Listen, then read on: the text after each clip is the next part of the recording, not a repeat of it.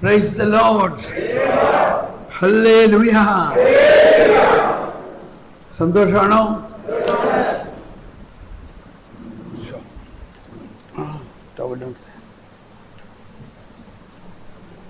നമ്മളിനി നമുക്കൊന്ന് സ്തുതിച്ച് നന്ദി പറയാം. ഇന്നത്തെ കുമ്പസാരത്തിലൂടെ നമ്മളെല്ലാവരും, ആർക്കറിയാം എന്ത് കുമ്പസാരം നിങ്ങൾ കുമ്പസാരിച്ചത്? മോശയുടെ നിയമം അനുസരിച്ചാണോ യേശുവിൻ്റെ നിയമം അനുസരിച്ചാണോ?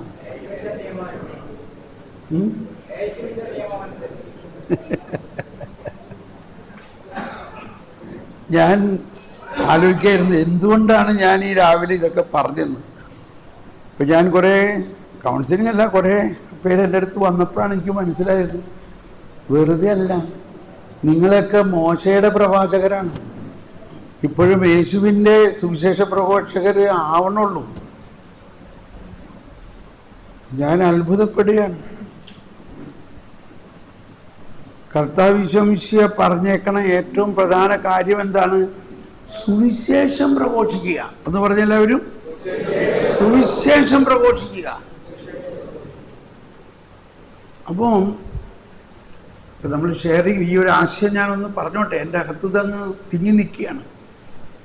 അതായത് നമ്മളിൽ ഈ വരദാനങ്ങൾ ഉണ്ടെങ്കിലും അത് പ്രവർത്തിക്കാത്തതിനെ തടസ്സമെന്ന് നമ്മൾ പറയല്ല, അതിൻ്റെ ഒരു എൻവിറോൺമെൻറ്റ്, ഒരു വാതാവരണം, എൻവിറോൺമെൻറ്റ്, അതിനെന്താ മലയാളത്തിൽ? ഒരു സാഹചര്യം. ഈ സാഹചര്യം എന്ന് പറയാൻ എളുപ്പം മനസ്സിലാവണമെങ്കിൽ എന്തറിയാമോ? ഒരു വള്ളം ഉണ്ടെങ്കിൽ അത് വീടിൻ്റെ പുറവശത്ത് കൊണ്ടൊന്ന് കെട്ടി വെച്ചതുകൊണ്ട് കാര്യമുണ്ടോ? വള്ളം ഓടണമെങ്കിൽ എന്ത് വേണം? വെള്ളം വേണം. യൂറോപ്പിലൊക്കെ ട്രെയിലറിൽ കയറ്റിക്കൊണ്ട് പോണ കാണാം വെള്ളം. വെള്ളം ആർക്ക് വേണമെങ്കിലും ഉണ്ടാകും. എന്നിട്ട് അത് ട്രെയിലറിൽ കയറ്റി കൊണ്ടുപോയിട്ട് വെള്ളം ഉള്ളിടത്ത് കൊണ്ടുപോയിട്ട് ഇറക്കും. എന്നിട്ട് അതിനകത്ത് കയറി അവർ എന്തെങ്കിലും ചെയ്യും. അപ്പോൾ വള്ളം അല്ലെങ്കിൽ വെള്ളം വള്ളത്തിന് ചലിക്കേണ്ട ഒരു എന്താ പറയണേ സാഹചര്യമാണ്. എന്ന മാതിരി നമ്മളിലുള്ള വരദാനങ്ങളുണ്ട്. ഏതുപോലെ നമ്മുടെ വീട്ടിലൊരു വള്ളം മേടിച്ചിട്ടുണ്ട്. പക്ഷേ ഈ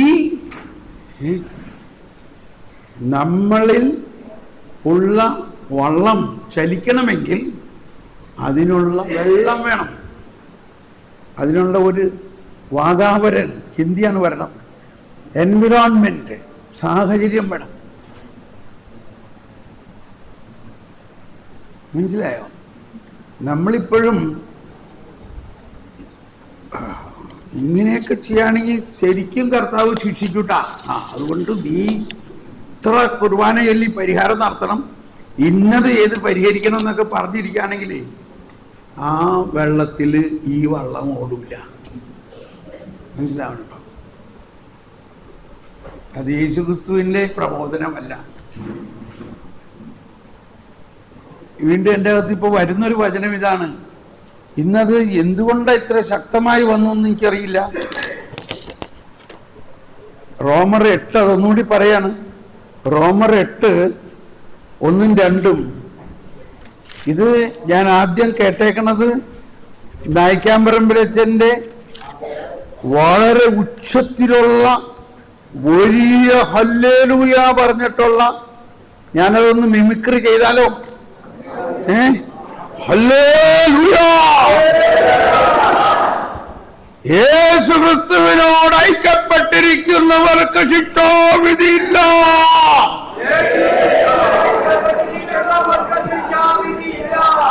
കേട്ടിട്ടുണ്ടോ?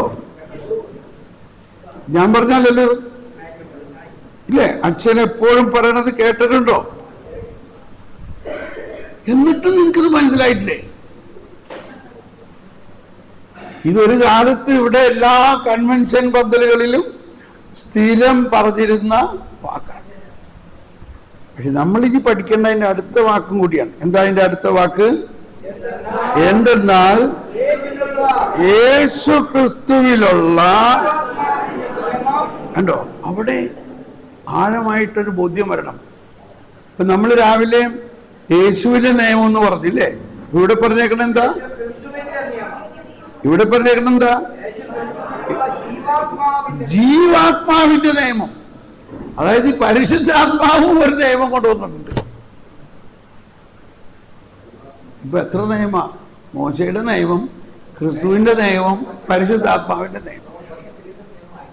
ഈ ജീവാത്മാവിന്റെ നിയമം ഇത് ഒരിക്കൽ കൂടി നമ്മൾ ശരിക്കും മനസ്സിലാക്കാൻ ശ്രമിക്കണം. മനസ്സിലായില്ലെങ്കിൽ പരിശുദ്ധാത്മാവേ എനിക്ക് മനസ്സിലാവണില്ല ഇത്.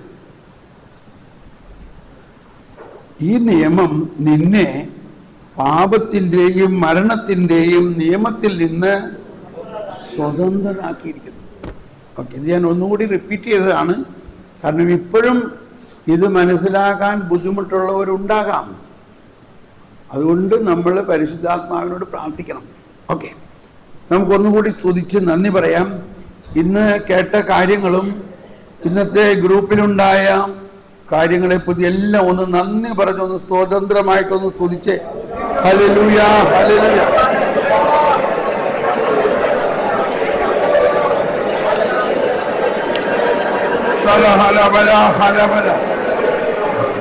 ഒന്ന് എഴുന്നേറ്റ് നല്ലോ, എഴുന്നേറ്റ് നിന്ന് കരങ്ങൾ ഉയർത്തി കൈയടിച്ച് ഒന്ന് ശരിക്കൊന്ന് സ്തുതിക്കണം. അഭിഷേകം തുറക്കട്ടെ. ഞങ്ങളിലുള്ള ജീവാത്മാവിന്റെ, ഞങ്ങളിലുള്ള വരദാനങ്ങളുടെ അഭിഷേകം തുറക്കട്ടെ. ശലഭ ശലഭ ശലഭ ശലഭ ശലഭ ശലബലബല ശലബലബല ശലബലബല ശലബലബല ശലബലബല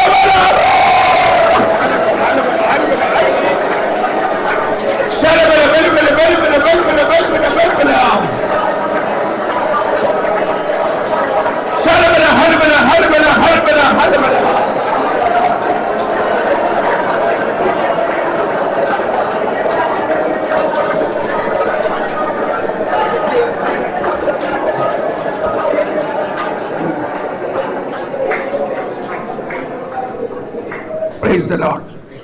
ഇരിക്കാം. ഇപ്പോൾ ഉള്ള പ്രശ്നം, ഇപ്പൊ നമ്മൾ ഇനി ചെയ്യേണ്ടത് ഷെയറിംഗ് ആണ്. ഷെയറിംഗ്. അപ്പം നമ്മൾ ഇന്നലെ കുറെ ഷെയർ ചെയ്ത് ബാക്കി ഷെയർ ചെയ്യാൻ പറ്റിയില്ല. അതവിടെ നിൽക്കട്ടെ അല്ലേ. ഇന്നത്തെ പുതിയ മീൻ എന്താണ് കിട്ടിയേക്കണേ നോക്കാം. പക്ഷെ ഇന്നും ഈ 18 ഗ്രൂപ്പും ഷെയർ ചെയ്യാൻ പറ്റുമെന്ന് തോന്നണില്ല. അതുകൊണ്ട് നമ്മളൊരു പണി ചെയ്യാം. ഒന്നിടവിട്ടുള്ള ഗ്രൂപ്പിനെ ഷെയർ ചെയ്യാം. ഭാഗ്യം ഓരോരുത്തർക്ക് നറുക്കിട്ടെടുക്കണം. ഇങ്ങനെ ആൾട്ടർനേറ്റ് ഗ്രൂപ്പ് 1, 3 അങ്ങനെ പോവാം കേട്ടോ. പിന്നെ നാളെ നമുക്ക് അതായത് നമ്മൾ ഗ്രൂപ്പ് ഷഫിൾ ചെയ്യാണല്ലോ. കാരണം നമ്മൾ 6 മണിക്ക് കുർബാന ഉണ്ട്. കുർബാന കഴിഞ്ഞിട്ട് നമ്മൾ വീണ്ടും ഒരു ഗ്രൂപ്പിന് പോകണം. നമ്മളിത് പ്രാക്ടീസ് ചെയ്താൽ മാത്രമേ കൂടുതൽ വിജയിക്കുള്ളൂ. അപ്പൊ അതുകൊണ്ടാണ് നമ്മൾ ഗ്രൂപ്പ് ഷഫിൾ ചെയ്ത് വ്യത്യസ്ത ആളുകളിലൂടെ വ്യത്യസ്ത പ്രാർത്ഥനയിലൂടെ ഇത് കൂടുതൽ പ്രാക്ടീസ് ചെയ്യുമ്പോൾ എനിക്ക് ഭയങ്കര പ്രത്യാശയാണ്. പ്രത്യേകിച്ച് ഇന്ന് രാവിലത്തെ പ്രവചനം എന്നെ വളരെയധികം പ്രചോദിപ്പിക്കുന്നു. കാരണം ലോകം മുഴുവനിലും എവിടെയും നമുക്ക് ഇതുപോലെ ഒരു ഗ്രൂപ്പ് കിട്ടില്ല. മനസ്സിലാവുന്നുണ്ടോ?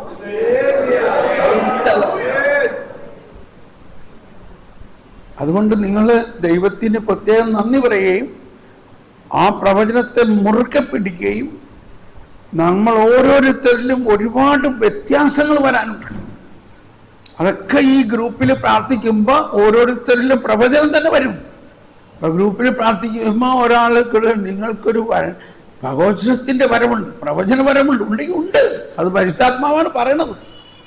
അത് പ്രവചനമായിട്ട് സ്വീകരിക്കണം. പ്രവചനത്തെ നിന്ദിക്കരുത്. ഓക്കെ, അപ്പോൾ ഗ്രൂപ്പ് നമ്പർ 1 ആദ്യം അവതരിപ്പിക്കുക.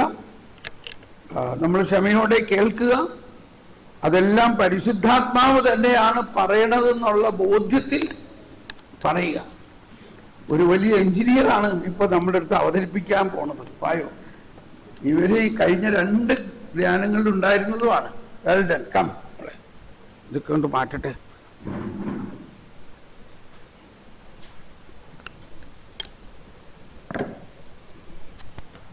Come here.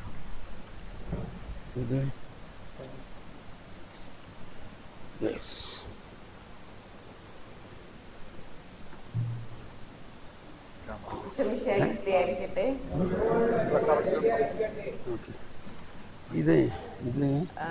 ആദ്യമായിട്ട് നമ്മളോട് ഇന്നത്തെ രാവിലത്തെ ക്ലാസ്സുകളിലെ കേട്ടത് കാര്യങ്ങള് ഒന്ന് എല്ലാവർക്കും ഷെയർ ചെയ്യാൻ പറഞ്ഞല്ലോ. നമ്മുടെ വചനം ഏറ്റവും സ്പർശിച്ച വചനം. അപ്പൊ അങ്ങനെ നമ്മുടെ ഗ്രൂപ്പില് ആദ്യമായിട്ട് പറഞ്ഞു, യേശു ഒരാൾ പറഞ്ഞത് ഇതാണ് സ്പർശിച്ച വചനം: യേശു മഹാപുരോഹിതനാകുന്നു, നമുക്ക് വേണ്ടി പ്രാർത്ഥിക്കുന്നു, നമ്മിൽ പ്രാർത്ഥിക്കുന്നു. അപ്പൊ അത് ഭയങ്കര സ്പർശിച്ചു എന്ന് പറഞ്ഞു. പിന്നെ അടുത്തതായിട്ട് ദൈവമായതുകൊണ്ട് നമ്മുടെ പ്രാർത്ഥന ശ്രവിക്കുന്നു. അപ്പൊ ഇങ്ങനെ 3 കാര്യങ്ങൾ ചെയ്തു തരുന്നത് അത് ആദ്യമായിട്ട് കേട്ട ഒരു വലിയ സ്പർശിച്ച സംഭവമാണെന്ന് പറഞ്ഞു. പിന്നെ അതിന്റെ കൂടെ തന്നെ കാണാതെ പോയ ആടിന്റെ ഉപമ. അപ്പൊ ആടിനെ പുറത്താണ് കാണാതായത്.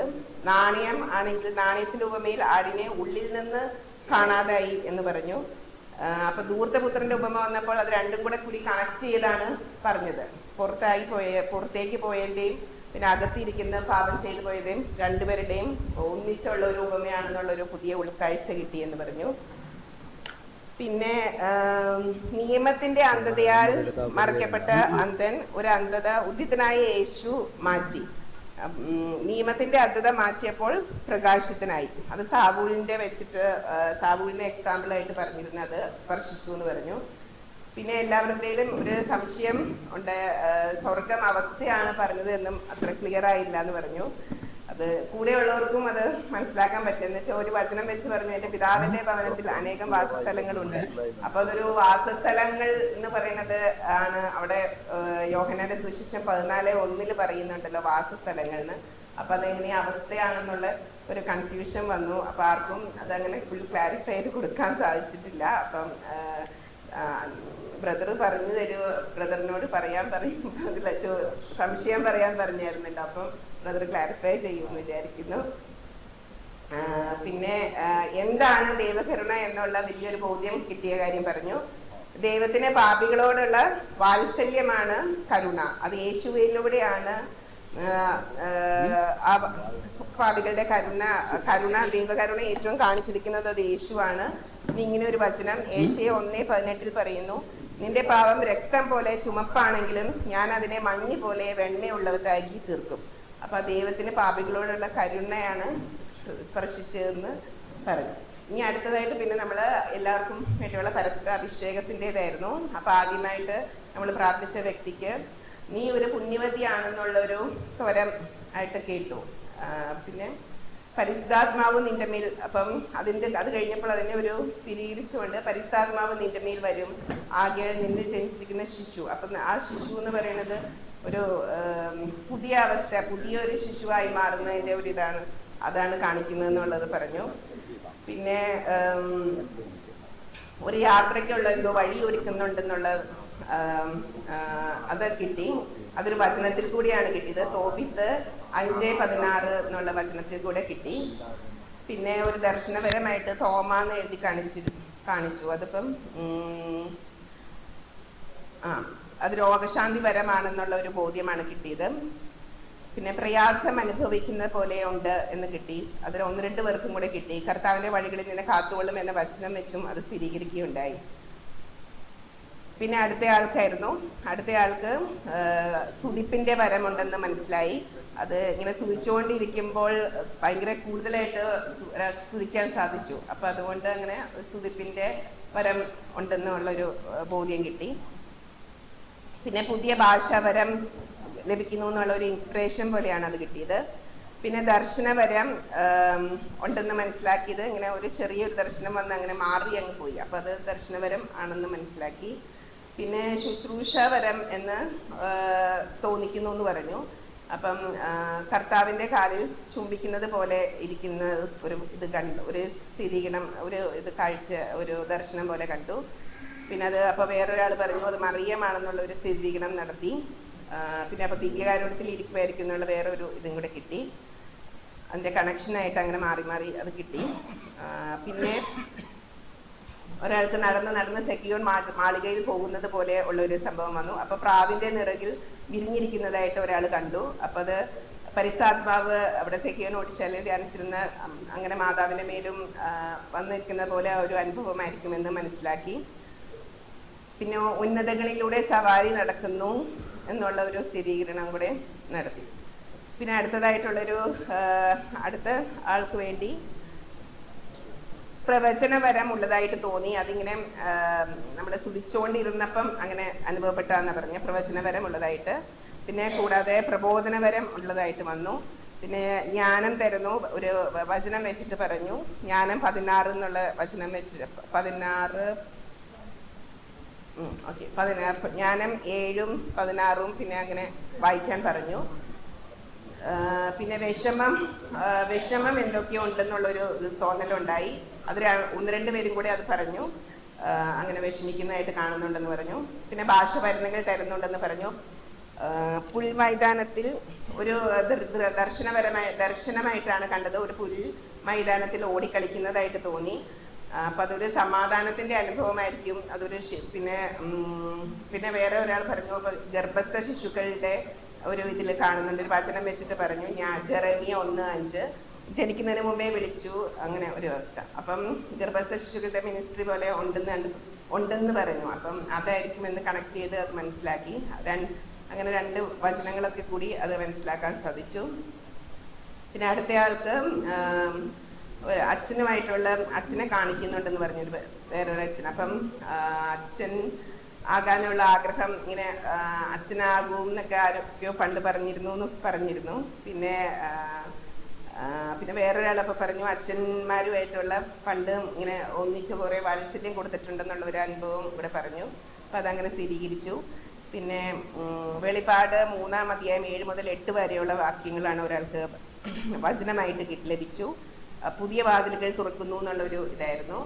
പിന്നെ പ്രാർത്ഥനകൾ പ്രാർത്ഥിക്കണം എന്നുള്ള ഇത് വന്നപ്പം മധ്യസ്ഥ പ്രാർത്ഥനാപരം ഉണ്ടായിരിക്കുമെന്ന് മനസ്സിലാക്കി.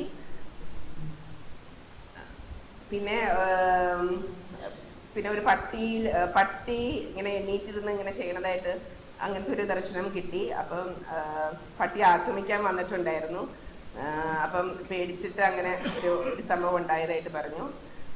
പിന്നെ സുവിശേഷ പ്രഘോഷണപരം ഉണ്ടെന്ന് പറഞ്ഞു. പിന്നെ ഒരു മുതുകിന് വേദനയുള്ളതായിട്ട് തോന്നുമെന്ന് പറഞ്ഞു. അപ്പോൾ അത് കിഡ്നി സ്റ്റോൺ ഉണ്ടായിരുന്നു എന്ന് പറഞ്ഞു. അങ്ങനെ അത് സ്ഥിരീകരിക്കുകയുണ്ടായി. പിന്നെ അടുത്ത ആൾക്കുള്ളതായിരുന്നു, അതിലൊരു സമാധാനമുള്ളൊരു വീടായിട്ട് കാണിക്കുന്നു എന്ന് പറഞ്ഞു. പിന്നെ ഒരുപാട് ഒരു പ്രിയപ്പെട്ടതാണ് എന്നുള്ളൊരു അരുളിപ്പാടുള്ളതായിട്ട് കിട്ടി. നിന്റെ പ്രിയപ്പെട്ടവളാകുന്നു എന്നുള്ളത്. പിന്നെ ഒരു പ്രവചനമായിട്ട് ഒരു എഫേസോസ് 3-ാം അധ്യായം 20-ാം വചനം ആണ് പ്രവചനപരം ഇങ്ങനെ വചനമായിട്ട് കിട്ടിയത്.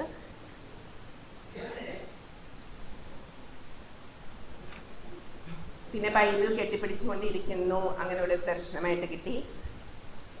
പിന്നെ കൃപകൾ ഒഴുകുന്നത് പോലെയും തോന്നി. അപ്പൊ കൃപകൾ ഒഴുകുന്നത് പോലെ ഉള്ളത് വന്നപ്പം സമാധാനമുള്ളൊരു വീടുമായിട്ട് കണക്ട് ചെയ്ത് അങ്ങനെ ഒരു സ്ഥിരീകരിച്ചു. പിന്നെ അടുത്തതായിട്ട് അടുത്ത ആളോട് പറഞ്ഞത് എല്ലാവർക്കും അടുത്ത ആൾ പ്രാർത്ഥിച്ചുകൊണ്ടിരുന്നപ്പോൾ ആ പ്രാർത്ഥിച്ചുകൊണ്ടിരുന്ന വ്യക്തിക്കും തോന്നിയതായിട്ട് പറഞ്ഞു. എല്ലാവർക്കും പ്രവചനപരം ഉള്ളതായിട്ട് അവർക്ക് അനുഭവപ്പെട്ടു, ആ പ്രാർത്ഥിച്ചിരുന്ന വ്യക്തിക്ക്. പിന്നെ അവരെ പറ്റി പറഞ്ഞപ്പോൾ ഒന്നിനെക്കുറിച്ചും ആകുലപ്പെടേണ്ട, അങ്ങനെ ഒരു വചനം കിട്ടി. പിന്നെ എഫേസോസ് 43-ാം അധ്യായം 2 മുതൽ 3 വരെയുള്ള ഏഷ്യ 43-ാം അധ്യായം 2 മുതൽ 3 വരെയുള്ള വചനങ്ങൾ പറഞ്ഞു. സമുദ്രത്തിന്റെ മുമ്പിൽ അഗ്നിയിലൂടെ നടന്നാലും ഭയക്കൂല എന്നുള്ള ഒരു ഇത്. അപ്പം മറ്റേ പറഞ്ഞതുമായിട്ട് ഒരു താരതമ്യപ്പെടുത്താൻ സാധിച്ചു. ആകുലതപ്പെടേണ്ട എന്നുള്ള രീതിയിൽ സ്ഥിരീകരിക്കാൻ സാധിച്ചു. പിന്നെ ഈശോ ഒത്തിരി സ്നേഹിക്കുന്നുണ്ടെന്ന് പറഞ്ഞു. പിന്നെ വചനം പഠിക്കാനുള്ള ഒരു കൃപ ലഭിക്കുന്നതുമായിട്ടും പറഞ്ഞു. പിന്നെ അടുത്തത് കിട്ടിയത്, അടുത്ത ആൾക്ക് പ്രാർത്ഥിച്ചപ്പോൾ നിഷ്കളങ്കമായ മനസ്സ് ആണ് ദൈവം മാറ്റി, നിഷ്കളങ്കമായ മനസ്സിനെ ദൈവം മാനിക്കുന്നു എന്നുള്ളൊരിത് പ്രവചനമായിട്ട് കിട്ടി. പിന്നെ ധൈര്യമായിട്ട് പോകുക എന്നുള്ളൊരു ഇതും അരുളിപ്പാട് പോലെ തോന്നി. പിന്നെ ഒത്തിരി വരങ്ങളും കൃപകളും ലഭിക്കുന്നതായിട്ട് കിട്ടി. പിന്നെ മാതാവിൻ്റെ സ്വാസ്ത്രഗീതം മാതാവ് എണ്ണീറ്റ് നിന്ന് പാടുന്നതായിട്ടുള്ളൊരു ദർശനം കിട്ടി. പിന്നെ ജോലി കിട്ടാൻ വേണ്ടി നോക്കണം എന്നുള്ളൊരു മെസ്സേജും കൂടെ കിട്ടി. പിന്നെ മാത്യു 11-29 മുതൽ 30 വരെയുള്ള ഒരു വചനം കിട്ടി. ഞാൻ ശാന്തശീലനും വിനീത ഹൃദയം അങ്ങനെ ഒരു വചനവും കൂടെ കിട്ടി. പിന്നെ യൂത്തിനോട് പ്രാർത്ഥിക്കാനുള്ളൊരു വരമുണ്ട്. അപ്പം Y4Cയിലൊക്കെ ഉള്ള ആളാണെന്ന് പറഞ്ഞു.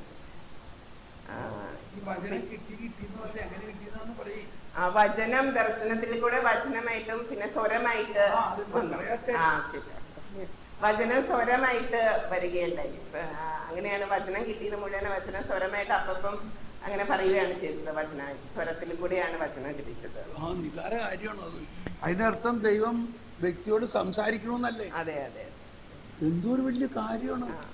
പ്രവചനമായിട്ട് അത് എക്സ്പ്ലെയിൻ ചെയ്യേ. അപ്പൊ ഇത്രയാണ് ഞങ്ങളുടെ 7 പേരുടെ ഉള്ള ഗ്രൂപ്പായിരുന്നു. അപ്പൊ 7 പേരുടെയും ഇത് പറഞ്ഞു. അപ്പം വചനം കിട്ടിയതെല്ലാം ഒരു വ്യക്തിക്ക് തന്നെയാണ് കൂടുതൽ, 1-2 വ്യക്തിക്കാണ് വചനം കിട്ടിയത്. അപ്പൊ വചനം അതെല്ലാം ഉടനെ വചനം കേൾക്കുന്നതായിട്ട് തന്നെയാണ്. ഇങ്ങനെ വചനം വരികയാണ് ചെയ്തത്. ദർശനം അല്ല, വചനം ഇങ്ങനെ നമ്മൾ ശ്രമിച്ചിട്ട് ആ വചനം ഇങ്ങനെ വരുവാണ്. അപ്പം വചനം പറയുന്നുകൊണ്ട് വചനം അത് കാണാതെ അറിയാം. അപ്പൊ അത് അങ്ങനെ ഈശോ സ്പീക്ക് ചെയ്ത് പറയുന്നതാണ്. അപ്പൊ ഒരു പ്രവചന വരത്തോടു കൂടിയാണ് അത് നടന്നത്. Thank you.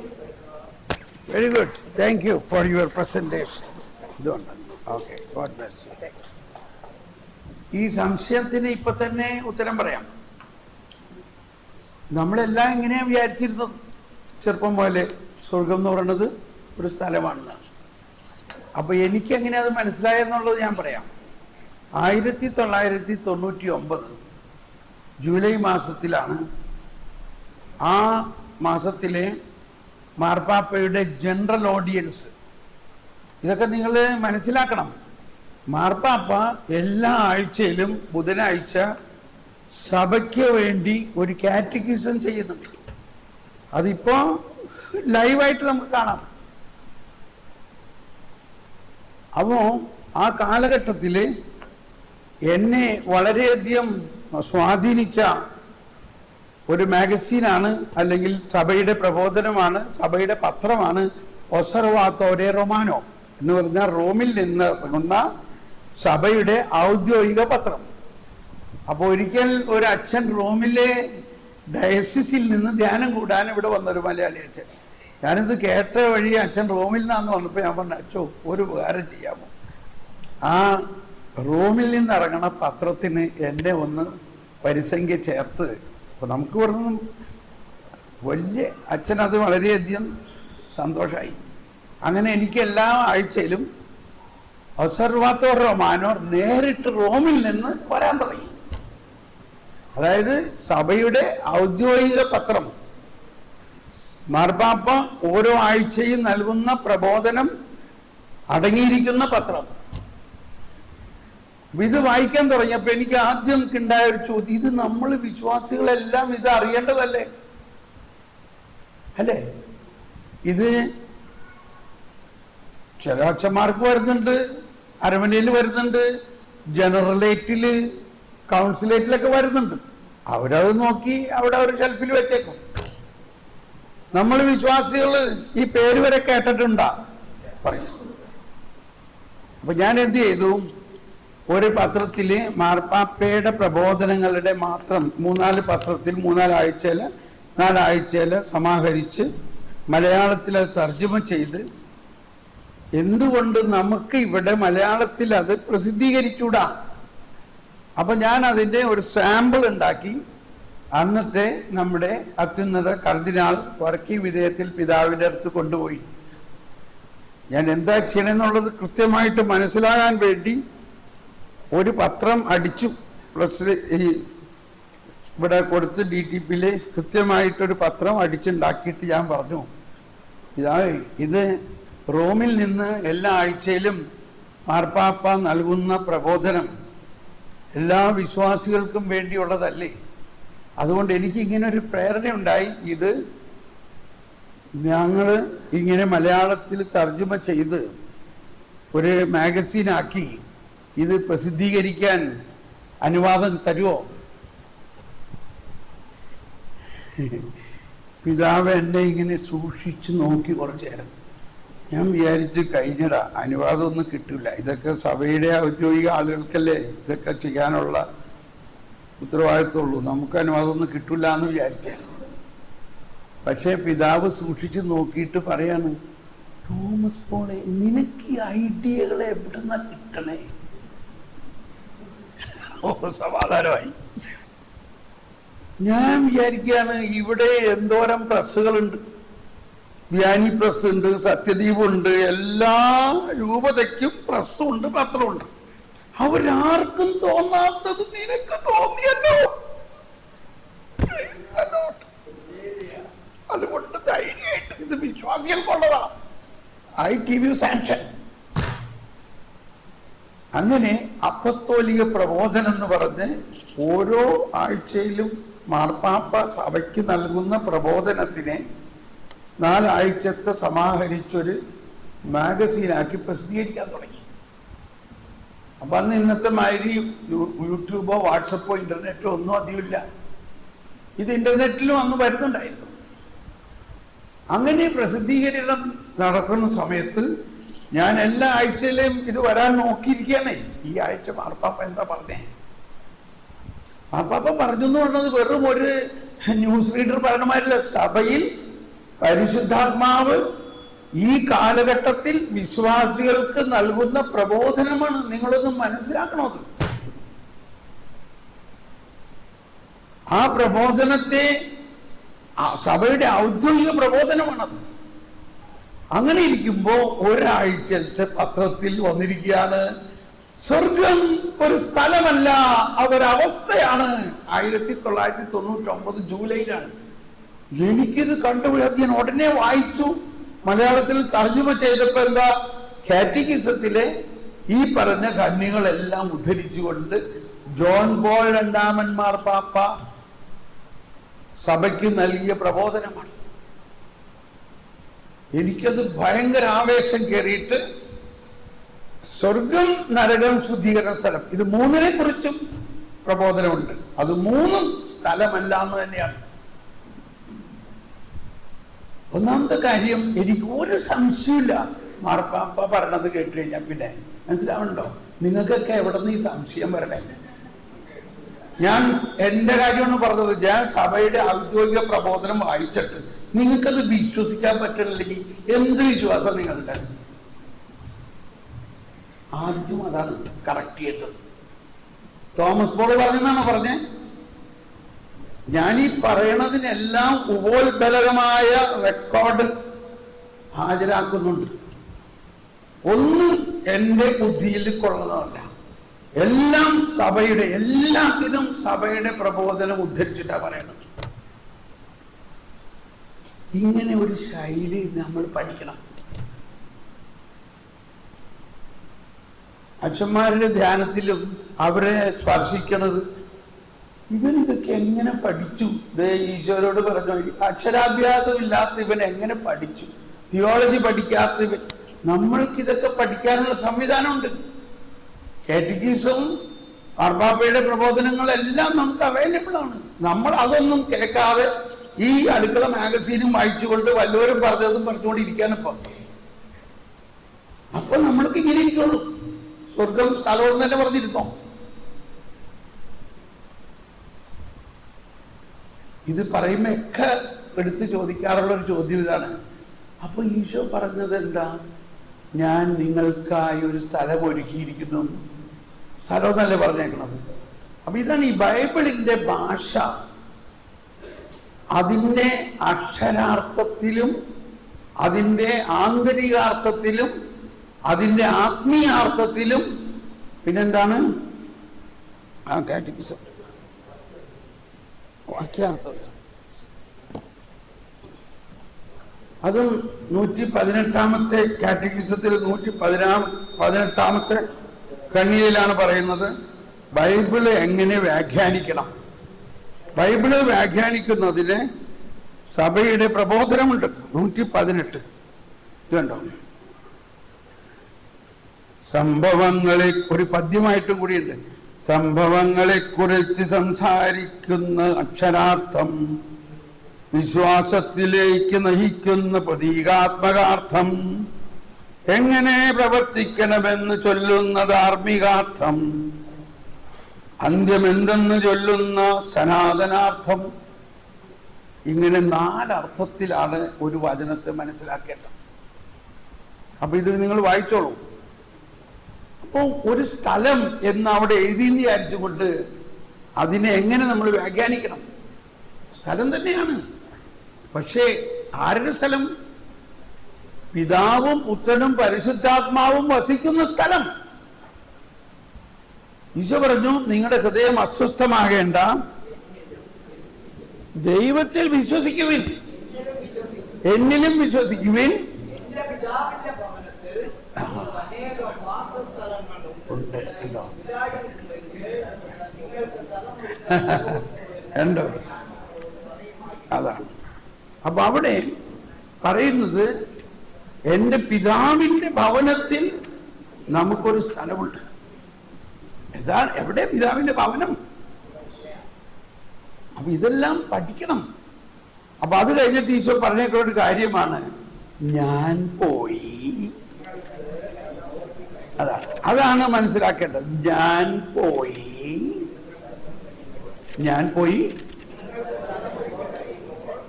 അപ്പോ ആ ഞാൻ പോയി എന്ന് പറഞ്ഞതിന്റെ അർത്ഥം എന്താ? ഞാൻ പോയി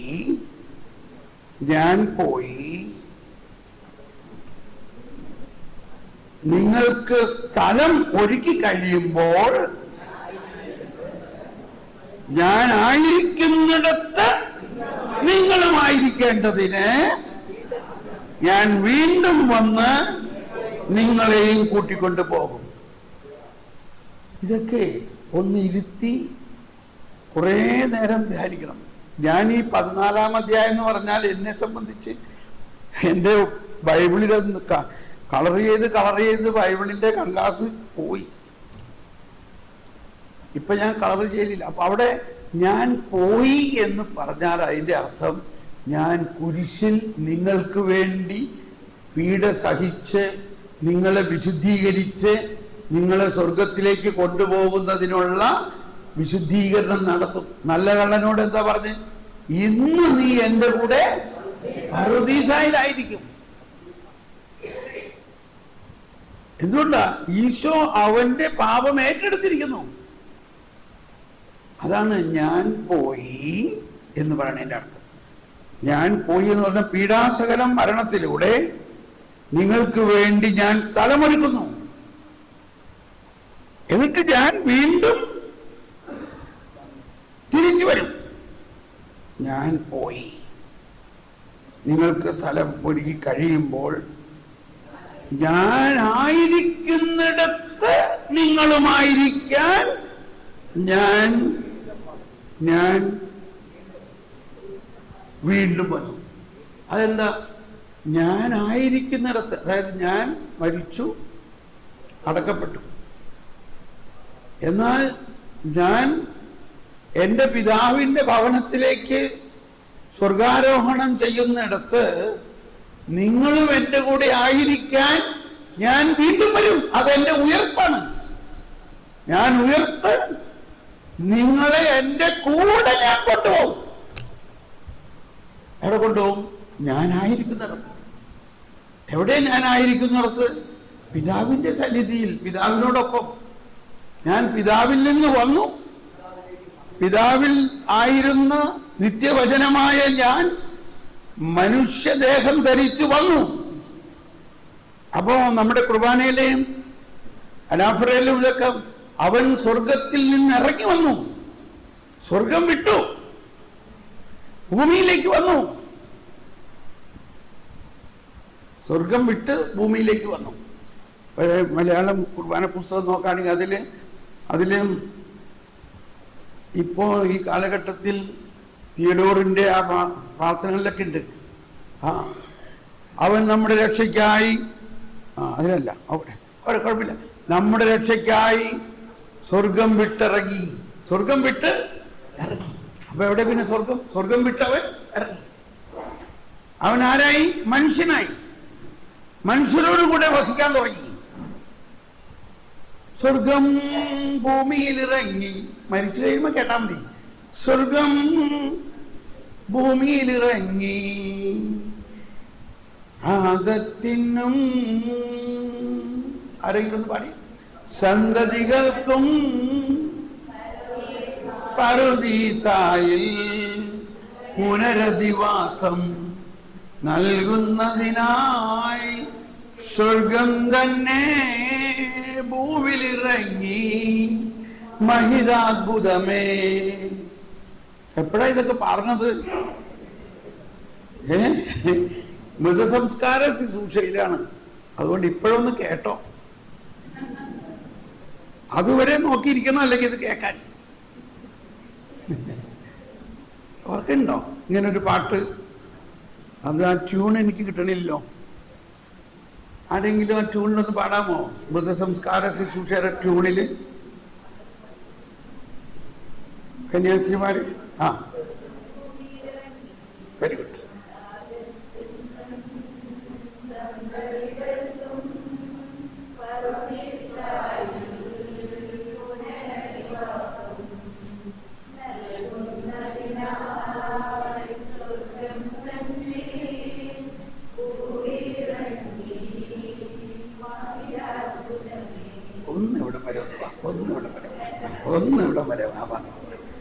ഒന്ന് എളിമപ്പെട്ടു വായോ സിസ്റ്റർ. മനോഹരമായിട്ടുണ്ട്. ഞങ്ങളൊന്ന് പഠിക്കട്ടെ. ഞങ്ങളത് മരിച്ചു കഴിയുമ്പോൾ കേൾക്കണേലും പകരം ഇപ്പൊ തന്നെ ഒന്ന് കേൾക്കട്ടെ. ഒന്ന് വായോ, വാ പ്ലീസ്. വളരെ കറക്റ്റ്. കണ്ടോ, അത് ആ ട്യൂണിൽ വരുമ്പോഴാണ് ഇത് വ്യത്യാസമുള്ളൂ. ഞാൻ ഈ നാട് വിട്ടു പോയോണ്ട് എനിക്ക് ഇതിന്റെ ഇവരെല്ലാ ശവസംസ്കാര ശുശ്രൂഷയിലും പാടുന്നതാക്കാം. വായോ, ഇത് വളരെ കറക്റ്റ് ട്യൂണാണ്. ഇപ്പൊ വേഗം തെറ്റാണ്ട് പാടിക്കോ. ഇനി വായിക്കുവാ. വായോ, ചതിച്ചു എന്നൊക്കെ പറയല്ലേ. ദൈവം ചാൻസ് തന്നേക്കണത്. പാടി പാട് പാട് പാട്.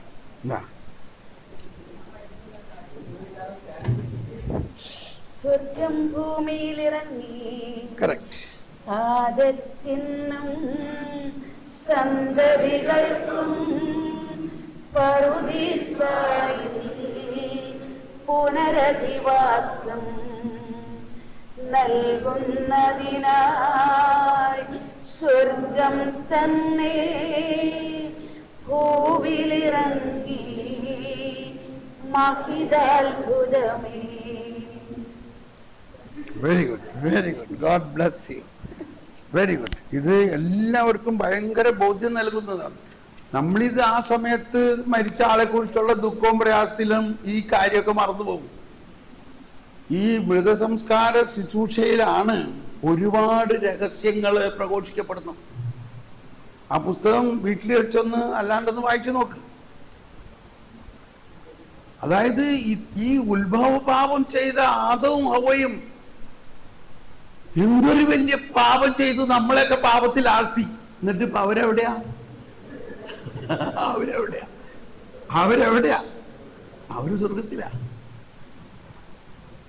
ഓക്കെ. അപ്പം ഇവിടെ ഞാൻ പോയി നിങ്ങൾക്കൊരു സ്ഥലമൊരുക്കി ഞാൻ വീണ്ടും വന്ന് ഞാൻ ആയിരിക്കുന്നിടത്ത് നിങ്ങളുമായിരിക്കാൻ ഞാൻ വീണ്ടും വന്ന് നിങ്ങളെയും കൂട്ടിക്കൊണ്ടുപോകും. ഇതാണ് സത്യം. അപ്പൊ പോകുന്നത് സ്ഥലം എന്നെല്ലാം പറയുമ്പോ സ്ഥലം തന്നെയാണ്. പക്ഷെ എവിടെയാ സ്ഥലം? ഞാൻ ആയിരിക്കുന്നിടത്ത്. ഉയർത്തെഴുന്നേറ്റ കർത്താവിന്റെ സ്ഥലം എന്ന് പറഞ്ഞാൽ ഒന്നുകൂടി മനസ്സിലാക്കിയോ. നമ്മള് ഈ ഉയർപ്പ് ശനിയാഴ്ച രാത്രി നൈറ്റ് വിജിലില് ലത്തീൻ ആരാധനാക്രമത്തില് ആ മെഴുകുതിരിയിൽ വൈദികൻ ഒരു സ്റ്റൈലസ് വെച്ചുകൊണ്ട് ഇങ്ങനെ വരയ്ക്കും, കുരിശ് വരയ്ക്കും. പിന്നെ ആൽഫ ഒമേഗ എന്ന് എഴുതും.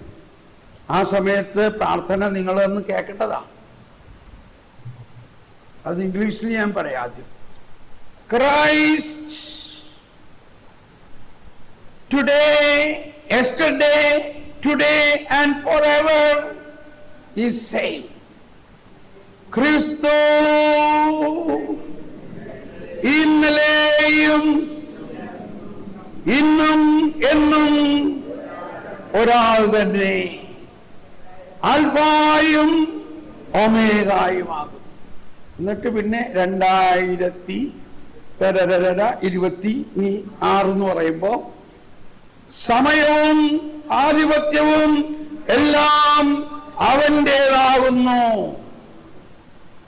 എന്താ ഇതിന്റെ അർത്ഥം? അതായത് നമ്മളൊരു പ്രാവശ്യം പാടി, അനാദി മുതലേ അനന്തത വരെ. അതാണ് ദൈവത്തിൻ്റെ സ്ഥല കാല സീമകളെ അതിലംഘിച്ചുകൊണ്ടുള്ള സാന്നിധ്യമാണ് ദൈവം. ദൈവത്തിൻ്റെ സാന്നിധ്യം സ്ഥലം ഇല്ല. സ്ഥലം എവിടെ തലചാക്കി ഞാൻ? കാരണം ഞാൻ ഈ പ്രപഞ്ചത്തിൻ്റെ ആരംഭത്തിൻ്റെ ആരംഭം നമ്മൾ കേട്ടല്ലോ, ആദിയിൽ ഉണ്ടായവൻ. എല്ലാം ഉണ്ടാകുന്നതിന് മുൻപ് പിതാവിനോടൊപ്പം ഞാനുണ്ടായിരുന്നു. ആദിയിലുണ്ടായിരുന്നതും അനാദി, അതായത് അന്തമില്ലാത്തവനാണ് ഞാൻ. നമ്മൾ ലോകം അവസാനിക്കും എന്നൊക്കെ പറയുന്നുണ്ട്, അവന്റെ രാജ്യത്തിന് അവസാനമില്ല. അപ്പൊ ദൈവത്തിന്റെ സ്ഥലവും സാന്നിധ്യത്തെയും മനസ്സിലാക്കേണ്ടത് ഇതാണ്. ഈ ശതാധിപൻ പറഞ്ഞു, കർത്താവേ അങ്ങ് വരണ്ട, അങ്ങ് ഇവിടെ നിന്ന് ഒരു വാക്ക് പറഞ്ഞാൽ അവിടെ എൻ്റെ ഭൃത്യൻ സുഖം പ്രാപിക്കും. അപ്പൊ ഇതിനെക്കുറിച്ചൊക്കെയുള്ള പ്രബോധനം പഠിക്കുമ്പോഴാണ് വിശുദ്ധ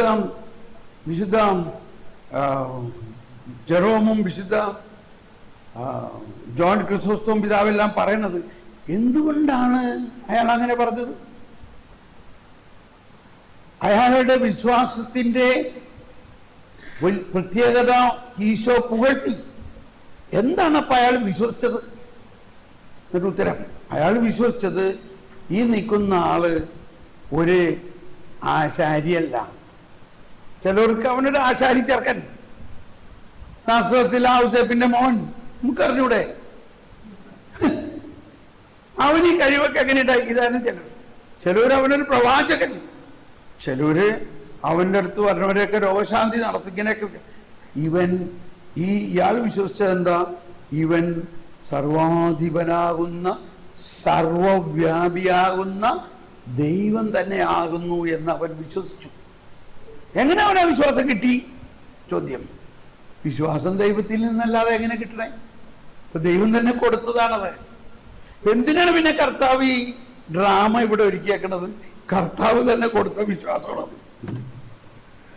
അവൻ പറയാണ്, അങ്ങ് എൻ്റെ വീട്ടിൽ വരണ്ട, ഇവിടെ നിന്നൊരു വാക്ക് പറഞ്ഞാൽ അവിടെ എൻ്റെ ഭൃത്യൻ സുഖപ്പെടും. അപ്പൊ അവൻ എന്താ വിശ്വസിച്ചത്? അവൻ വിശ്വസിച്ചത് സർവവ്യാപി ആയതുകൊണ്ട് സ്ഥലകാല സീമയെ, സ്ഥലകാലങ്ങളെ അതിലംഘിക്കുന്ന സാന്നിധ്യമായതുകൊണ്ട് അങ്ങ് ഇവിടെ നിന്നാലും അവിടെ ഉണ്ട്, അങ്ങ് എവിടെ നിന്നാലും എവിടെ എല്ലായിടത്തും ഉണ്ട്. വിശ്വസിച്ചോ? മനസ്സിലായോ? അപ്പൊ ദൈവം എവിടെയാ? ദൈവം എവിടെയാ? അപ്പോ ദൈവം വസിക്കുന്ന സ്ഥലം എന്ന് പറയുമ്പോൾ നമ്മൾ ഈ സ്ഥലകാല സീമകൾ, സ്ഥലവും സമയത്തിനെയും അതിലംഘിക്കുന്നതാണ് ദൈവത്തിന്റെ സാന്നിധ്യം എന്ന് വിശ്വസിക്കണം. ആ വിശ്വാസമാണ് സർവവ്യാപി. അവർ Lord is omnipotent, omniscient, omnipresent. സർവശക്തനും സർവവ്യാപിയും സർവാധിപനുമാണ്. അപ്പൊ സർവവ്യാപി എന്നുള്ള നിലയ്ക്ക് ഈ പ്രപഞ്ചത്തിനേക്കാൾ അപ്പുറത്താണ് ദൈവത്തിന്റെ സാന്നിധ്യം, പ്രപഞ്ചത്തിലല്ല. എന്നാൽ ആ ദൈവത്തിന്റെ കരുണാതിരേകത്താൽ ആ ദൈവം മനുഷ്യനെ മാത്രം സൃഷ്ടിച്ചു, അവനിൽ വസിക്കാനുള്ള ഒരു സംവിധാനത്തോടെ, അവനിൽ വസിക്കാനുള്ള ഒരു സംവിധാനത്തോടെ. ഇത് കിടന്ന് ഇത് ഉദാഹരണത്തിന് ദൈവം നമ്മളെ സൃഷ്ടിച്ചു. ഓക്കെ, ഇത് ദൈവം, ഇത് നമ്മൾ. നോക്കുമ്പോ ഇത്രേ ഉള്ളൂ. പക്ഷെ നമ്മളെ എങ്ങനെ സൃഷ്ടിച്ചു? ദൈവത്തിന് വസിക്കാം. കണ്ടോ? എന്തുകൊണ്ടാ ഇത് സാധിച്ചത്? ഇതിനെ സൃഷ്ടിച്ചത് ഇതിനുമായിട്ടുള്ള ഒരു സംബന്ധത്തിലാണ്. സംബന്ധം ശരിയായോ? നല്ലൊരു ഉദാഹരണമല്ലേ? ദൈവം ഇത്രയും മഹാനാണെങ്കിലും വസിക്കാനുള്ള സ്ഥലം എവിടെയാ? നമ്മുടെ ഹൃദയത്തിലാണ്. നമ്മുടെ ഹൃദയത്തിലാണ്. ഈ എല്ലാ വിശുദ്ധരെന്ന് പറയാൻ കാരണം അവരിത് മനസ്സിലാക്കി. കൊച്ചു ത്രേസ്യ ആയാലും അമ്മ ത്രേസ്യ ആയാലും യോഹന്നാൻ ക്രൂസ് ആയാലും വിശുദ്ധ അഗസ്തീനോസ് ആയാലും. അപ്പൊ അഗസ്തീനോസിന്റെ എല്ലാം കഥ നമുക്കറിയാം. ഈശ്വരനെ തേടി ഞാൻ അലഞ്ഞു. പാട്. അവിടെയുമില്ലിവിടെയുമില്ലീശ്വരൻ, വിജനമായ ഭൂവിലുമില്ലീശ്വരൻ. വേഗം. അവസാനമെന്നിലേക്ക് ഞാൻ തിരിഞ്ഞു, എൻ ഹൃദയത്തിലേക്ക് ഞാൻ കടന്നു, അവിടെയാണ് ഈശ്വരന്റെ വാസം, സ്നേഹമാ. അപ്പോ ഒന്ന്, ഈ കത്തോലിക്ക സഭയുടെ പ്രബോധനത്തിലും മാർപ്പാപ്പമാരുടെ പ്രബോധനത്തിലും അക്ഷരാർത്ഥം വിശ്വസിക്കണം. അപ്പോ ഇതെല്ലാം എഴുതിയിട്ടുണ്ട്. ഞാൻ നമ്പറുകൾ പറഞ്ഞു, അത് കുറേം കൂടി വിശദമായിട്ട് നിങ്ങൾ വായിക്കണം. അപ്പൊ അത് വായിക്കുമ്പോ വിശ്വസിച്ച് വായിക്കണം. ഇത് സഭയുടെ പ്രബോധനമാണ്, നമ്മൾ സഭാ മാതാവിന്റെ മക്കളാണ്, നമ്മളത് വിശ്വസിക്കാൻ ബാധ്യസ്ഥരാണ്. സഭയിൽ ഇപ്പൊ ഈ രണ്ടാം വത്തിക്കാൻ സുനോദോസിന്റെയാണ് ജൂബിലി, 60 വർഷം കഴിഞ്ഞു. അതിന്റെ ആദ്യത്തെ പ്രധാന 4 ഡോക്യുമെന്റ് ഡോഗ്മാറ്റിക് ആണ്. ഡോഗ്മാറ്റിക് എന്ന് പറഞ്ഞാൽ ഒരു വിശ്വാസി അവശ്യം വിശ്വസിക്കേണ്ടതാണ്. ഇപ്പൊ നമുക്ക് ഡ്രൈവിംഗ് ലൈസൻസ് കിട്ടി. എന്തടിസ്ഥാനത്തിൽ കിട്ടിയത്? ഇന്ന നിയമം അനുസരിക്കാൻ നീ ബാധ്യസ്ഥനാണ്. അത് തെറ്റിച്ചാൽ നിനക്ക് ഫൈൻ കിട്ടും. അയ്യോ എനിക്കറിയില്ല എന്ന് പറയാൻ പറ്റില്ല, നീ അറിയേണ്ടതായിരുന്നു, ഇല്ലേ? എന്ന പോലെ നമ്മളെ ആരും പിഴയടിക്കാനൊന്നും പോണില്ല. ഒരു വിശ്വാസി എന്നുള്ള നിലയ്ക്ക് നമ്മൾ അടിസ്ഥാനപരമായി അറിയേണ്ട നിയമമാണ് ഡോഗ്മാറ്റിക് എന്ന് പറഞ്ഞാൽ. Dogmatic, dogma. അപ്പോ രണ്ടാം വത്തിക്കാൻ സുനോദോസിൽ ഇതിന്റെ 14 ഡോക്യുമെന്റുകളിൽ 4 ഡോക്യുമെന്റുകൾ ഡോഗ്മാറ്റിക് ആണ്. പെട്ടെന്നൊരു ചോദ്യം ചോദിക്കാൻ പോവാണ്, ഇത് ഏതാണ് 4 ഡോക്യുമെന്റ്? അറിയാവുന്നവർ ഒന്ന് കൈ ഉയർത്തിയേ. ഏതാണ് ആ 4 ഡോക്യുമെന്റുകൾ എന്ന് അറിയാവുന്നവർ ഒന്ന് കൈ ഉയർത്തിയേ. ആരുമില്ല. ആദ്യത്തെ 4 ഡോക്യുമെന്റ് ഡോഗ്മാറ്റിക് ആണ്. അതറിയാവുന്നവരെന്ന് കൈ ഉയർത്തിയേ. ആരുമില്ല. അത് 4 അറിയണം, സാരമില്ല. 75% മാർക്ക് തന്നേക്കാം. ഫ്രാൻസിസ് മാർപ്പാപ്പ പല പ്രാവശ്യം പറഞ്ഞു, ഈ ജൂബിലി ആഘോഷിക്കാന്ന് പറഞ്ഞിട്ട് എന്താ കാര്യം? അറ്റ്ലീസ്റ്റ് ഈ ജൂബിലി 60 വർഷം കഴിഞ്ഞിട്ടെങ്കിലും ഈ 4 ഡോക്യുമെന്റ് എങ്കിലും ഓരോ വിശ്വാസിയും പരിചയപ്പെടണം, വായിക്കണം. എന്തെല്ലാമാണത്? ഒന്ന് ലൂമൻ ജെൻഷ്യം, ജനതകളുടെ പ്രകാശം എന്ന സഭയെക്കുറിച്ചുള്ള ലൂമൻ ജെൻഷ്യം. ഡൈവർബം, ദൈവവചനം. 2 സാക്രസാൻഡം കൺസീലിയം. 3 അതായത് കൂദാശ ലിറ്റർജിയെ കുറിച്ചും കൂദാശകളെ കുറിച്ചും സഭയുടെ ആരാധനാക്രമത്തെ കുറിച്ചുള്ള ഔദ്യോഗിക വളരെ പ്രധാനപ്പെട്ട ഡോഗ്മാറ്റിക് ഡോക്യുമെന്റ്. 4 ഗൗഡിയം എക്സ്പെക്ട്, അതായത് സഭ അല്ലെങ്കിൽ ഈ സന്തോഷിച്ചു ആനന്ദിക്കുക ഈ കാലഘട്ടത്തിൽ സഭ ആധുനിക ലോകത്ത്. ഇത് മലയാളത്തിൽ തർജ്ജമ ചെയ്ത് പുസ്തകമായിട്ട് സഭയുടെ ഇത് രണ്ടാം വത്തിക്കാൻ ഡോക്യുമെന്റ് മുഴുവനും കിട്ടും, ചിലപ്പോൾ ഈ ചെറിയ പുസ്തകമായിട്ടും കിട്ടും. ഇതൊക്കെ ഒന്ന് വായിക്കാൻ നോക്ക്. ഞാനിത് പറയണത് ആത്മാർത്ഥമായിട്ട് പറയാ. ഞാൻ നിന്ന് ഈ പ്രസംഗിക്കുമ്പോൾ ഇതെല്ലാം പഠിച്ചിട്ടാണ് ഞാൻ ഇതൊക്കെ പ്രസംഗിക്കണം. അപ്പോൾ ജർമ്മൻകാരൻ എന്നോട് പറയും, ഒരു അച്ഛൻ പറയാണ്, ഞാനിതൊക്കെ പറയുന്നത് ഞാനും ഒരു സാധാരണ ആളാണെങ്കിലും നമുക്കിതെല്ലാം പഠിക്കാൻ ആരും പറഞ്ഞിട്ടല്ല, ഞാൻ ഓരോരുത്തും പോയി പഠിച്ചതല്ല. ഞാൻ ട്രെയിനിലിരിക്കുമ്പോഴും റെയിൽവേ സ്റ്റേഷനിലിരിക്കുമ്പോഴും വീട്ടിലിരിക്കുമ്പോഴും ഒരു സമയവും ഞാൻ ചീട്ട് കളിച്ചോ. നമ്മുടെയൊക്കെ പ്രശ്നം ഇതാണ്, ചീട്ട് കളി, ടൈം പാസ്, വെറുതെ ഇരുന്ന് സമയം ആരോടായിട്ട് വർത്താനം പറഞ്ഞ് കളയുക. എത്ര വിലപ്പെട്ടതാണ് നമ്മുടെ സമയം. ഈ സമയം ആരുടെയാ? ആരാ നമുക്ക് ഈ സമയം തന്നത്? ഈ സമയം എത്ര വിലപ്പെട്ടതാണ്. അങ്ങനെ ഞാൻ സമയത്തിന് വില മനസ്സിലാക്കി. ഒരു സമയവും ഞാൻ വെറുതെ കളയില്ല. ഞാൻ എത്ര സമയം കിട്ടിയാലും അതെല്ലാം ഇരുന്ന് വായിച്ച് പഠിക്കും. അപ്പോൾ ഒരു ജർമ്മൻ അച്ഛൻ എൻ്റെ നമ്മുടെ ധ്യാനം കൂടിക്കൊണ്ട് അവസാനം നന്ദി പറയാൻ നിന്നിട്ട് ഇങ്ങനെ പറഞ്ഞു, ഞാൻ ഒരു മനോഹരമായ ഓർക്കസ്ട്ര കഴിഞ്ഞ ഒരു ഫീലിംഗ് ആണ്. പല വിധത്തിലുള്ള ഇൻസ്ട്രുമെന്റുകൾ താളലയനത്തിൽ വായിക്കുന്ന ഒരു സിംഹണിയായിരുന്നു തോമസ് പോളിന്റെ. അവിടെ കാറ്റക്കിസം ഒരു വശത്ത്, സഭയുടെ പ്രബോധനം മറ്റൊരു വശത്ത്, മാർപ്പാപ്പയുടെ പ്രബോധനം മറ്റൊരു വശത്ത്, ബൈബിൾ ഒരു വശത്ത്, ഇതെല്ലാം സമന്വയിപ്പിച്ച് വായിക്കുന്ന അത് പ്രസിദ്ധം. ഒരു മനോഹരമായ ഓർക്കസ്ട്ര. മനസ്സിലാവുണ്ടോ? ഇതെല്ലാം പറയണത് നമ്മൾ ആരെങ്കിലും പറഞ്ഞൊന്നും പറഞ്ഞിട്ടല്ല പഠിപ്പിക്കേണ്ടത്. സഭ എന്താണ് പഠിപ്പിക്കുന്നത് ഇത് നമ്മൾ പഠിക്കണം. സ്നേഹമുള്ളവരെ, അതിനുള്ള സംവിധാനം ഇപ്പോൾ ഉണ്ട്. ഒരു 30 വർഷം മുമ്പ് അല്ലെങ്കിൽ 35 വർഷം മുമ്പ് ഇത് ഉണ്ടായിരുന്നില്ല. ഞാൻ ദൈവത്തിന് നന്ദി പറയുന്നു. നമ്മുടെ ഈ കാലഘട്ടത്തിൽ അനേകം പേര്, ഈശോ പറഞ്ഞമായി അനേകം പേര് കാണാൻ കൊതിച്ചത് നിങ്ങൾ കാണുന്നു. ഓക്കെ, ഇപ്പോ നിങ്ങളുടെ സംശയം മാറിയോ?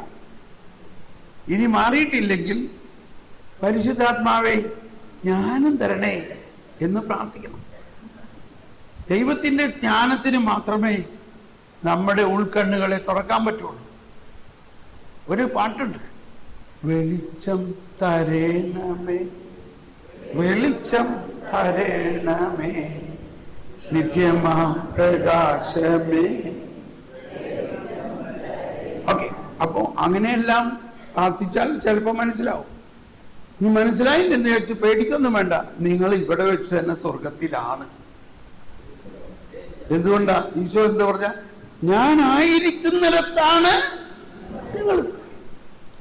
നമ്മൾ വിശുദ്ധ കുർബാന സ്വീകരിക്കണം എന്ന് പറഞ്ഞുകൊണ്ടാ സ്വർഗരാജ്യത്തിലുള്ള വിശ്വാസത്തോടെ കർത്താവ് ഈശോ മിശിഹായുടെ ശരീരം ഭക്ഷിക്കാനും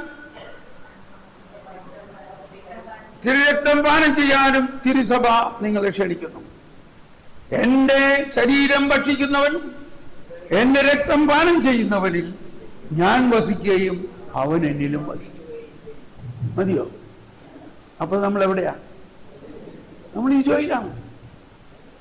ഭൂലോക പാപം നീക്കുന്ന ദൈവത്തിന്റെ എമ്പുരാട്ടിക്കുട്ടിയായ ഈശോ തമ്പുരാനെ ഞങ്ങളുടെ മേൽ കരുണേ. ഇതെന്തും പറഞ്ഞുകൊണ്ടാണ് പറയണേ? എന്ത് വിചാരിച്ചുകൊണ്ടാണ് നമ്മൾ ഇതൊക്കെ പറയണേ? കർത്താവേ, അങ്ങയുടെ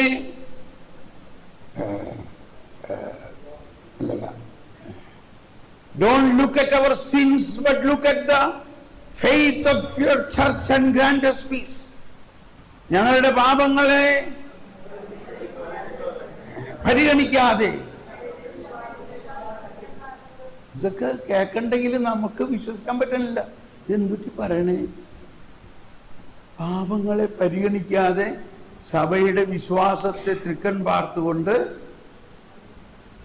ഓക്കെ, മതി. ഇനി അടുത്ത ഗ്രൂപ്പ് ലീഡർ വരിക. Group number 3. ഇത് ഞാൻ സമയം വേസ്റ്റ് ഒന്നും ആക്കിയില്ലല്ലോ ഇത്തരം വിശദമായി പറഞ്ഞത്. ഇത് നിങ്ങൾക്ക് ഉപകാരമായോ ഇല്ലയോ? അപ്പൊ നമ്മുടെ വിശ്വാസം വളരണമെങ്കിൽ ഈ അടിസ്ഥാനപരമായ വലിയ തെറ്റായ ബോധ്യം മാറണം. എന്താണ് തെറ്റായ ബോധ്യം? സ്വർഗം ഒരു സ്ഥലം എന്ന തെറ്റായ ബോധ്യം മാറിയായി സ്വർഗം ഒരവസ്ഥയാണെന്ന് വിശ്വസിക്കുമ്പോൾ തന്നെ എനിക്കുണ്ടായ അനുഭവം ഈ 1999 എത്ര വർഷമായി, ഞാനത് ഇപ്പോഴും ഓർക്കുന്നുണ്ട്. മാർപ്പാപ്പയുടെ ആ പ്രബോധനം അത് ആർക്ക് വേണമെന്നുണ്ടെങ്കിൽ ഞാൻ ഇപ്പൊ തന്നെ അയച്ചു തരാം. നിങ്ങൾ വാട്സപ്പിൽ എന്നെ ചോദിച്ചോ. മാർപ്പാപ്പ ജോൺ പോൾ മാർപ്പാപ്പ നടത്തിയ ആ ജനറൽ ഓഡിയൻസിന്റെ ടീച്ചിങ് ചുമ്മാ ഗൂഗിൾ ചെയ്താൽ മതി. General audience teaching of Pope John Paul II about heaven in 1999 July എന്ന് അടിച്ചാൽ ഉടനെ അത് കിട്ടും. Yes, please come.